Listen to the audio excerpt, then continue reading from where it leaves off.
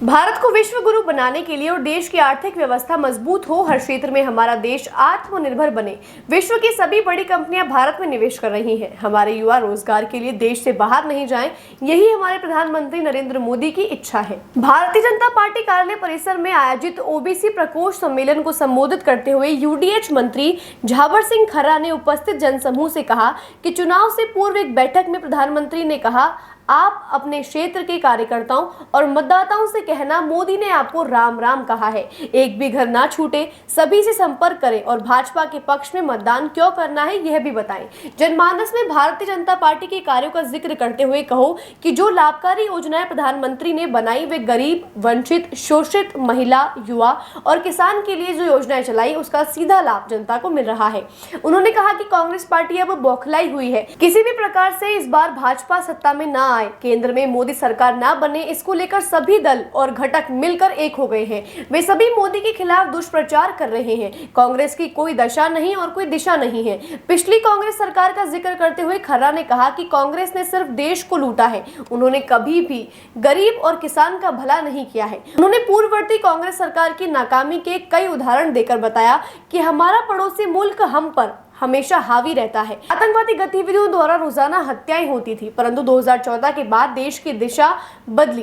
कश्मीर से आतंकवादी और धारा 370 हटा दिए गए। आज कश्मीर में शांति बहाल हो गई है। यूक्रेन से भारतीय विद्यार्थियों के युद्ध के बीच में सुरक्षित लाना, अभिनंदन को पाकिस्तान से लाना, कोरोना जैसी महामारी से देश के प्रत्येक नागरिक को मुफ्त में टीकाकरण लगवाना, भारत की जनता को सुरक्षित करना, यह सब जनता के वोट और सहयोग से ही संभव हो सकता है। खर्रा ने कहा कि भारत दुनिया का सबसे विकसित राष्ट्र बने, यही हमारे प्रधानमंत्री मोदी का सपना है।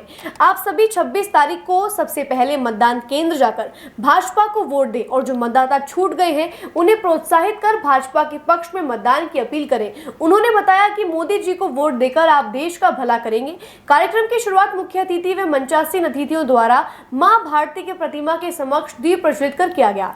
इस दौरान अतिथियों का स्वागत किया गया। मुख्य अतिथि झावर सिंह खर्रा, यूडीएच मंत्री चंपालाल गेदर, ओबीसी मोर्चा प्रदेश अध्यक्ष रमेश सोनी, जिला अध्यक्ष बीरम देव शहर, जिला प्रभारी धर्मेश जैन, महेंद्र सिंह रावत, राहुल जायसवाल सहित कई लोग उपस्थित रहे।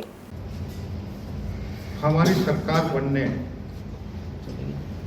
और लोकसभा चुनाव की आचार संहिता लगने में बहुत कम समय मिला। बीच में अगर आपकी जानकारी के लिए बता दूं, एक बार मेरा अजमेर आना हुआ था, एक रात्रि का प्रवास था, मुझे आगे जाना था और उस दिन मैंने आपकी स्मार्ट सिटी के मामले में और आपकी झील के मामले में अवलोकन भी किया है और निश्चित रूप से इस बात को स्वीकार करने में कहीं कोई संकोच नहीं है कि स्मार्ट सिटी में जो काम हुए उनके क्रियान्वयन में और आना सागर झील में जो काम हुए उनके क्रियान्वयन में जो गड़बड़ियाँ हुई हैं और जिसकी वजह से अजमेर की सुंदरता भी खराब हुई है और आना सागर में जलकुंभी का प्रभाव भी बढ़ा है। ये सारी बातें मेरे संज्ञान में हैं और जैसे ही आचार संहिता हटेगी आपको 2024 में हम लगभग आपकी सभी समस्याओं का समाधान करने में सफलता प्राप्त करेंगे। जिम्मेदार तो हमारे समय में तो हुआ नहीं, गत सरकार के समय में सारा काम हुआ है और आपको पता है कि चुने हुए स्वायत्त शासन के बोर्ड हों और चाहे पंचायत राज हो, सरकार ने उनकी किस प्रकार की हालत कर रखी थी। सारे अधिकार फ्रीज कर रखे थे, अधिकारियों को सारे अधिकार दे रखे थे क्योंकि जो कमेटियां बना रखी थी उसमें अधिकारियों का बहुमत था, जनप्रतिनिधि केवल मात्र एक महापौर था या चेयरमैन हुआ करते थे। बाकी उपायुक्त हो, ईओ हो, कमिश्नर हो, जेईएन हो, एटीपी हो, तो बहुमत उनका रहता था। और आप जानते हैं कि सरकारी अधिकारियों को किस कदर, कर्मचारियों को किस कदर उस सरकार में नचाया जाता था, इसलिए हमारे जनप्रतिनिधियों की सुनवाई नहीं हुई। लेकिन अब जैसे ही चुनाव की आचार संहिता हटेगी, मैं आपके अजमेर विकास प्राधिकरण की समीक्षा बैठक में लूंगा